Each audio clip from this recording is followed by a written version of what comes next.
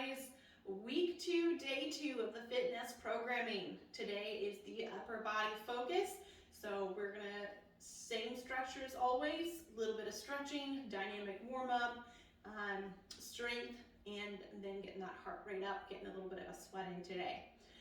Our stretching today is gonna focus on that upper body. So let's go ahead and jump in. We're gonna start with 10 arm circles. So we're gonna put those arms straight out to the side. What we're looking for here is just a little rotations, all right? Just little guys. We're gonna do 10 repetitions forward and then 10 repetitions backwards. Keep it nice and small, isolating that movement to the shoulders. It's very important that we keep good posture at this point, making sure we're not rolling over and being floppy. Nice and tall, little arm circles there. Then we're gonna take that left arm, reach it over top, grab a hold of that elbow and stretch it back behind. So we're gonna hold this position in the tricep stretch for 30 seconds and then switch sides to that right arm. Reaching it back, the arms relax back behind your head, reaching down your neck, 30 seconds on that side. The next movement is going to be a lat stretch. So you can do this on the edge of the couch with your arms forward, letting your head relax through, or you can perform it on a wall. So to do that, right here, arms up, step back, and relax your head through there. It's very important to let your shoulders relax, to make those arms nice, tall, and extended, and allow yourself to breathe in that position. So 30 seconds there as well. Then we're coming back to those arm circles, but this time we're gonna make them nice and big. 10 forward, 10 backward. Once we've got those, we're coming it to the wall. All right, this one can be a little tricky, so I want to show you away from the wall from a side view, and then I'll show you what it looks like actually up against the wall. So what we're going to be doing is backing up. Imagine my back is flat against the wall. I'm going to touch my shoulders. I'm going to lift my elbows to my shoulder height, elbows back against the wall. Rotate my hands back until my hands touch the wall. Now, to the best of my ability, I'm going to slide my arms straight up and bring them back down to that shoulder height. All right, so up against the wall, and just relax against the wall, elbows back, hands touching, extending overhead, and bringing them back down. Now the goal here is to keep those knuckles and those elbows on the wall, extending up overhead and back down. All right, 10 repetitions there. Take it nice and slow. You might find that you gotta get stuck part of the way through on the first rep, but as you continue through those 10 reps, we should be getting to find that full range of motion to extend all the way up overhead. Loosen it up after that, just crossing those arms in front of that chest. Give a couple good arm swings. You can pause and give yourself a little bear hug too if you'd like. 10 arm swings. Then it's speeding it up a little bit, doing a little bit of muscle work here. 2 rounds, 5 scap push-ups, 10 shoulder taps. That's going to be 5 on each side. And then a 20-second downward dog hold. All right, so getting into that push-up position, as we did last week, you can do it on your knees, you can do it on the standard on your toes, you can do it on the back of a couch. Any one of those is going to work for the scap push-ups and the shoulder taps. The downward dog, we are all going to be on the ground though, okay? So for those scap push-ups, I'm looking to be nice and extended here, nice and flat. We're going to reach those shoulder blades together and then press up as high as I can. Shoulder blades together, press through as high as I can for 10 repetitions. Now if you do 2 or 3 and you realize you're getting tired pretty quick, you can drop those knees down and perform the same here. All right, we just want to make sure that those hips stay in line. We're not dragging the butt to the ground or sitting back in that cat-to-cow position. After those 5 scap push-ups, we got the shoulder taps. So reaching across. We want to stay nice and level and balanced. If you need to, you can widen your feet to create a better position for that single arm tap.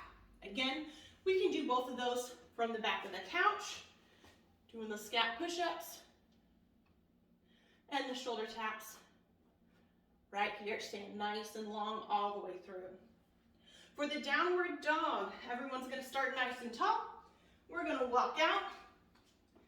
From here, we're gonna press the head through and try to reach it towards our knees. And just hang out here for about 20 seconds. Just relax, legs stay nice and straight. You can alternate from one foot to the other, stretching out those calves a little bit. Head through and actively pressing the head back towards your knees. All right, work through that 2 times, and then we'll be moving on to our strength portion. Now, I don't want you to get nervous when you see these repetitions, all right? It is 20 reps on 2 of the movements, but trust me, you're gonna need those 20 reps to start to feel that burn, all right? So, the first 2 movements are gonna be in a bent over position. So what that means is we are going to slight bend in the knees, hinge the hip back until our chest is almost parallel to the ground.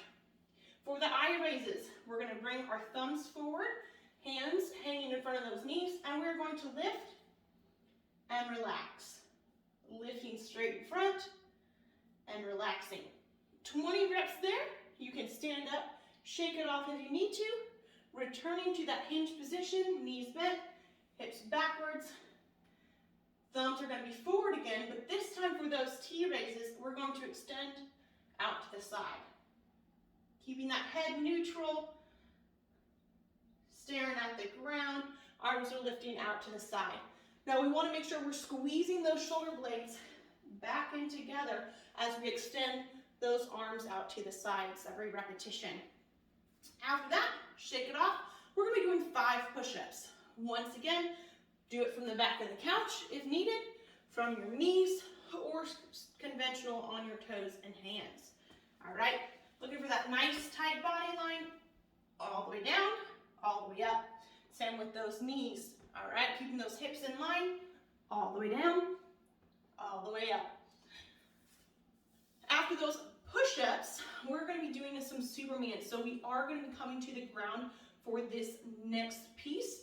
It is a Superman with an arm reach. All right, so we're going to be laying prone on the ground here. Arms are going to stay out my shoulders. We're going to lift the chest and the legs, extend the arms, elbows back, and relax the back down. Again, lifting up, extend the arms, retract, and back down. All right, focusing on that scapular rotation as we lift back, press up, return, and relax.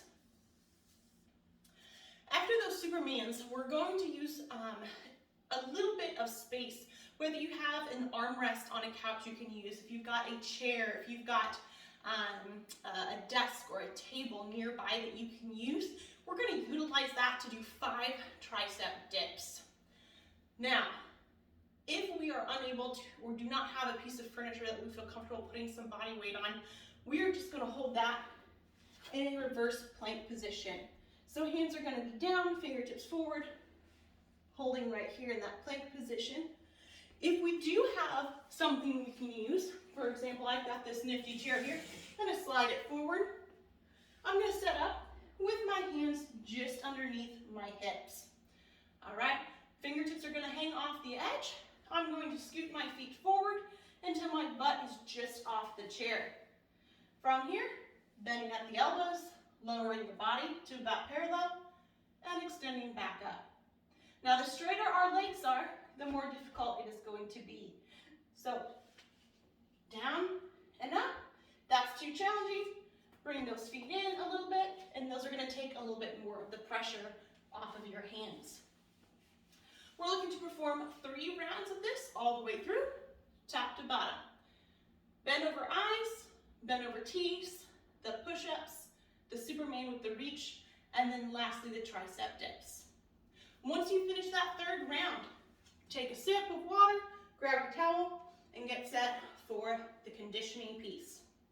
Today is going to be a Tabata style, so 20 seconds of work to 10 seconds of rest.